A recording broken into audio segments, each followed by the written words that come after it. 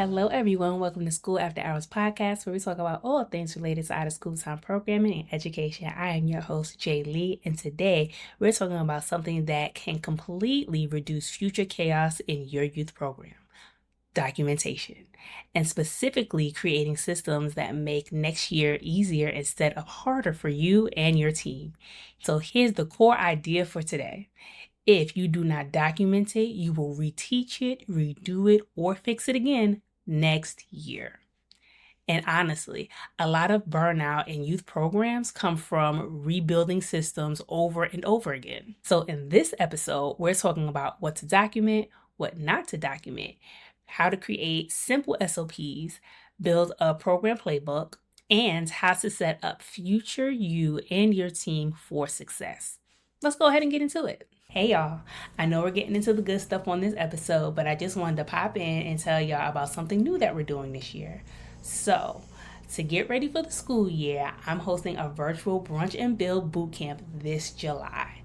For 4 Saturday mornings from 11 a.m. to 12 p.m., we'll be tackling your youth program vision, team building and how you can support them, how to build partnerships not just within your community, but other organizations that are aligned with your goals, and building out your operation systems to better support your program. So make sure that you sign up, bring your coffee, your tea, and your favorite brunch food. I know I'll bring mine. Registration is open right now, so make sure that you share this with program providers, youth program managers, youth organizations, so we can all come together and plan as a community. Let's start with what to document. One mistake I see program managers make is simply trying to document everything, literally everything.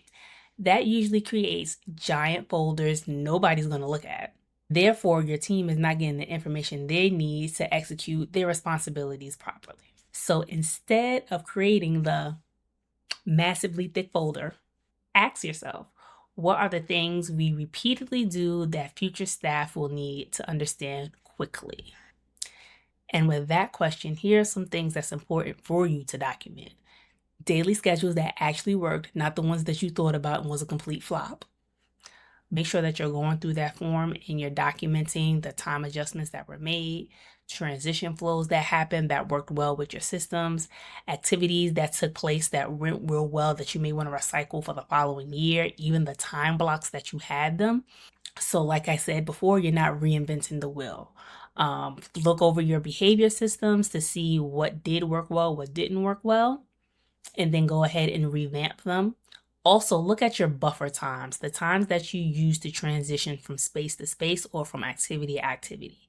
Did those work for you? And if they did not, do you need to increase them or decrease them, depending on how everything went? Now, for your behavior management system, when you are reviewing that, make sure you write down what the expectations were, be clear on what you want your consequences to be, so you have a proper protocol that you are following, not just for yourself, but also for your team. They know that if someone does A, then B has to happen, and if B happens, then C has to happen. They're following it in order. And every consequence is different based on the action, so make sure that you're clear about that too. What are the rewards? Like, what is your reward system? If there is a reward system. Some programs don't do reward systems. They celebrate kids in other ways. It could be affirmation. So find out what your rewards are going to be to support this system. De-escalation approaches. Make sure that those are known and accessible to your staff. Also, in your behavior management system, document what actually worked with your students. During the year, we may have to pivot if we've noticed that some things, when it comes to our consequences, did not go well. So it's a good time to take inventory of those situations and really, really write down what did work with your population of students that you had and what didn't work. And also, this is a good time to reflect to see if there is additional training that you may need to. Now that we're done with behavior management, let's go ahead and look at your lesson structures and activity formats. Definitely want to look at this specifically because you want to see what lesson types actually worked with your students and what did well, and what encouraged them to participate more in specific activities that you may have been doing during a season or a time period. When you're going through your lessons and you're doing your documentation, go ahead and look at your icebreaker formats, your group discussion structure. What did that look like and did it help? Reflection routines, if you're coming to the end of your lesson, how you had kids think about how they could apply this in real time. Team building activities, what went well and what was a complete flop, something that you do not want to do again. And it may be something that you just have to switch based on grade level. Some things work better with younger kids than older kids and vice versa. So it may be something that you might not want to get rid of yet, but try it with a different group and see how well it does. And then if it doesn't work well with the group, then go ahead and discard it. And last but not least for this segment, we're going to go ahead and dig into staff roles and responsibilities. For this one, you want to specifically look for clarity. Who did what? You want to go ahead and look at your leadership structure. Was it strong enough to sustain not just you as a leader, but also your team? If you ever had to step away, would this system still help whoever is going to be in that place? That's one thing that you want to look at deeply. Communication responsibilities. Who did communications? Supervision expectations. Go ahead and write those down. What do you want them to be? Did the supervision expectations that you have this year, were they realistic, or is something that you need to go back and revamp? Communication systems. Was there a breakdown in communication in any shape or form, whether it was with partners, parents, students, schools that you served? Are all of your systems working well together, or do you need to make a little tweak here and there to make it more effective? Now, here's the pushback moment. Do not try to document every single thing. Focus on the systems that repeat. One-off events are less valuable than repeatable processes. Now, let's move on to the next thing, which is creating simple SOPs without overcomplicating it. For those of you who don't know, SOPs are basically standard operating procedures, steps that you do day to day when you are completing a specific task. That's all. Your SOP should be short, clear, scannable. So people should be able to look at it, read it real quick, and then go ahead and execute. So for example, if you're doing student pickup SOPs, if a student is picked up early, these are the steps that should happen. Call program lead, sign student out, verify approved pickup adult, notify group leader, and then simply go ahead and have them exit. Simple, right? Not 5 or 10 pages, just a couple of steps. That's it. The goal of a SOP is usability, because if systems are too complicated, staff won't use them, and we all know that. But also, I want you to decide where this documentation is going to live. Do you want it to be in a Google Drive? Do you want it to be in a shared folder somewhere? Do you want to have it in a binder so it is on site? Or do you want to create something like a handbook so it could be part of their onboarding process and it's something that they have and that they're responsible for? Whatever you do, just make sure staff can actually access it and that they use it. Now, the next thing we're going to talk about is building your program playbook. This specific item is going to be the thing that holds all the important stuff that we talked about in this episode. Think of your program playbook like this. If I had to onboard someone in one day, what would they need? The answer should be your playbook. Your playbook can include core sections, schedules, staff expectations, templates, emergency procedures, contact lists, behavior systems, communication systems, lesson examples, supply lists, calendar timelines, all of those things. Having this playbook becomes your foundation for your program to be successful, for you to operate when you are not on site and you have to hand things over to somebody else to execute. And one of the good things about having this playbook is that it saves you time and energy. And as the year goes on, you can go ahead and add some of the things that were successful, and it literally becomes your foundation piece for your program to succeed and do well. So you get to add some things, but you also get to subtract some things as your program grows, your staff grows, and your community grows that support you. Speaking of adding and subtracting some things, let's go ahead and dive into what to update and what not to update when it comes to your program. So, not everything you've done this year needs to follow you into next year.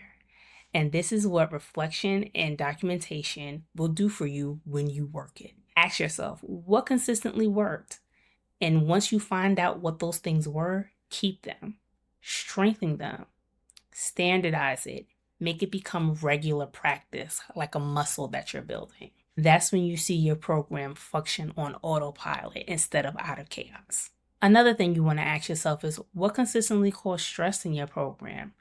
Revise what that was, then simplify it and add the tweaks where it needs to be, or if you need to, remove it altogether. Don't give it a second thought. One trap program leaders fall into is carrying over systems simply because we've always done it that way.